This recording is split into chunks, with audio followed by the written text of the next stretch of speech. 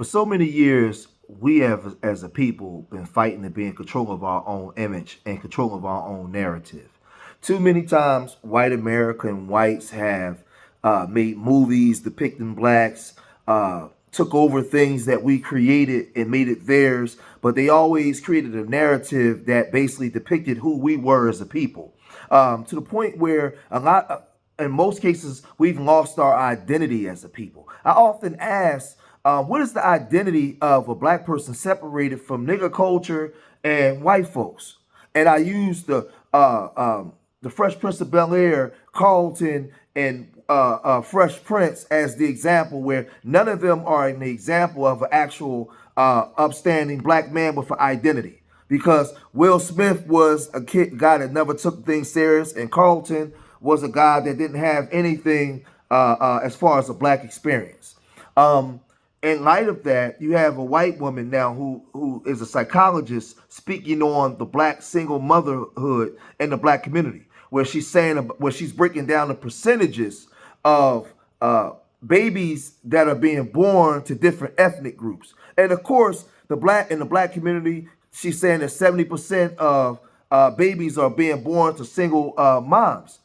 And again, a lot of black people will sit there and listen to this because you don't know your history of your story. And again, you're allowing whites to speak on you in a manner in which they see fit. And then you come and you agree with them because you don't know who you are as a people. But let's listen to what this white woman had to say about black single motherhood, and we'll come right back. 7% of white kids in the U.S. grow up with married parents. 88% of Asian kids. 62% of Hispanic kids. 38% of black kids. That's not blaming black moms. That is acknowledging that, only 38% of black kids in this country have the benefit of married parents in their home. That gap in family structure will continue to perpetuate advantage and disadvantage across the generations. Many people don't want to touch this topic, or they're writing me off as a scold because they don't want to go back to stigmatizing single moms. And hopefully you would agree with your assessment of my book. I am not stigmatizing single moms in any way. But do people want to promote a social convention of dads if you have a child? Don't disappear, right? That seems like a behavior we might be okay stigmatizing, right? Like not being committed to helping the mom or the child. Now, again, as I'm telling you guys, there's reasons for what we're going through as a people. We're not born with one less chromosome.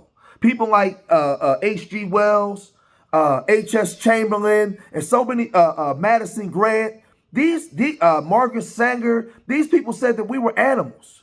We were incapable of exhibiting pro-social behavior in society without whites, without whites civilizing us. We have to go to their universities and be civilized. We have to be brought up under them, and only then can we exist in a society amongst them. This is what they said about us. So when you are agreeing with these people, you're actually uplifting what they said about us. They said that we were equivalent to chimps or monkeys. And some of you people have no frame of reference of history of who you are as a people. And then you have people like Derek Jackson making it even worse, coming on here saying things like this. Check this out. What's good, Snap? Derek Jackson here again. So I just saw a comment on one of my YouTube videos, the one about why it takes a grown-ass man in order to date a single mom. In fact, the comment was a challenge. This brother challenged me to name one benefit to dating a woman with children. And while I do love challenges, this isn't one at all, but I shall oblige. Before I get started, let me say this. The benefit or the benefits to dating a woman with children do not equate to disadvantages or a knock against a woman without children, so no shade intended with any of this. So the first of several benefits to dating a woman with children is that she likely already is used to cooking without anybody having to beg her because she has a child that needs to eat, right? So one, she's no stranger to a kitchen, but two, she's no stranger to spending within the budget instead of being financially irresponsible, because most women with children, they've had to make a dollar stretch at some point. So that means when times get tight, you're not going to have to lecture her about not spending money on BS. She already has first things first, which is survival, so she's already developed financial discipline. The third benefit to dating a woman with a child is, she's the least likely to be running in and out these clubs every day of the week because most guys there just want to come home and smash, and she can't have random dudes coming in and out her house. The fourth benefit is she's not going to be judgmental like a lot of men and women are, or automatically turned off because you have a child, unless, of course, you don't claim or do right by that child. Number 5, you get an upfront preview of what kind of mother she would make to y'all kids. So, her child is a reflection of her. If that child is well-mannered, well-fed, well taken care of, then that's what she'll give to yours. The black family and black fathers have always been under attack. The family structure of black Americans have long been a matter of national policy, public policy, and interest. A 1965 report by the Monahan, known as the Monahan Report, examined the link between black poverty and family structure. It hypothesized that the destruction of the black nuclear family structure would hinder the progress towards economic and political equality. And this is what they were intending to do. When the Monahan Report was written in 1965, on the coming destruction of the black family, because it says the coming destruction, because they were in the process of further destroying us, right? The black family out of wedlock rate was only 25%. By 1991, it was 68%. By 2011, it was 72%. But then you have people like J.C. Nichols. How many of y'all know who J.C. Nichols is? A lot of y'all like to talk about redlining and how the federal government created ghettos, right? Well, J.C. Nichols was the father of this. He was an American commercial residential real estate developer out of Kansas City, Missouri, right? And his most notable developments are the Country Club District and the Country Club Plaza in Kansas City, which influenced suburban developments in other parts of the United States. He served leadership roles in local and national real estate organizations. Through these organizations, his ideas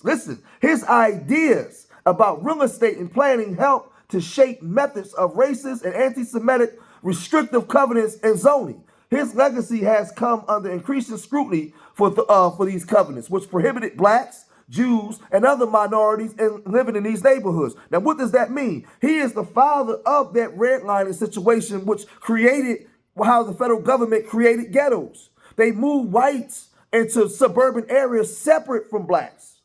After 55, when we had the so-called illusion of inclusion, when we was allowed to sit down with whites and be around whites, they moved whites into suburbs and created resources for them to develop their people. There was Time Magazine's ads where they talked about the separation in different neighborhoods. It's here. Know your history. There's articles talking about how the federal government intently created it. And then they hit us with the 70s heroin holocaust. And then you have people like Joe Biden, who's your president today. He's responsible for the Comprehensive Control Act of 84, the Anti-Abusive Act of 86, that was the 101 crack law that put almost 1 million black men in jail. He was responsible for the Anti-Drug Abuse Act of 1988, and then the Violent Control and Law Enforcement Act of 1994. There's always been policies set in place to create poverty. And what does poverty do? Poverty creates a poverty mindset where you begin to see yourself as something you're not. And everywhere you go around the world where you have poverty, you have a bunch of children. You have a poverty mind state. You have people who do things in poverty. If you go back before the 40s, whites were at war against this government. They had children working in coal mines and whites having babies out of wedlocks to the point where they had to have the Sterilization Act. Know your history, who you are. Stop letting white people come on here and talk about us when they don't tell the whole story of the African-American walk in America and how this government and state laws and things have hindered the black progression. And I'm shocked at some of you black YouTubers, the way you come on here, you display your ignorance. And you allow whites to still to this day control our narrative.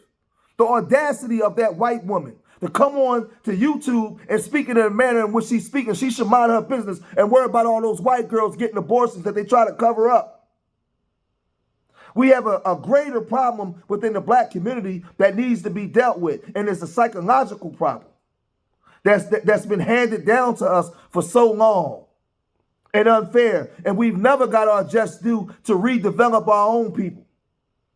As Carter G. Woodson said in The Miseducation of the Negro 100 years ago, this long walk, when you see our grandparents walking in Selma, what do you think that walk was for? That walk was for racial equality and the disparities that we was going through. So if you have a present now, there was a yesterday. And the yesterday that wasn't fixed affects the present now, and which will affect the tomorrow.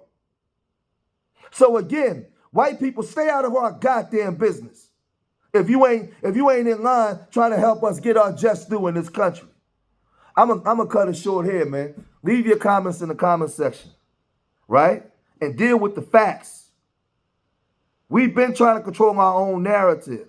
We're not born with one less chromosome. We're not stupid. We're not genetically inferior. There's underlying things that's going on within our communities and sabotage. So again, leave your comments in the comment section. Subscribe to Street Media TV. And remember, I love y'all. Till the next time. Peace.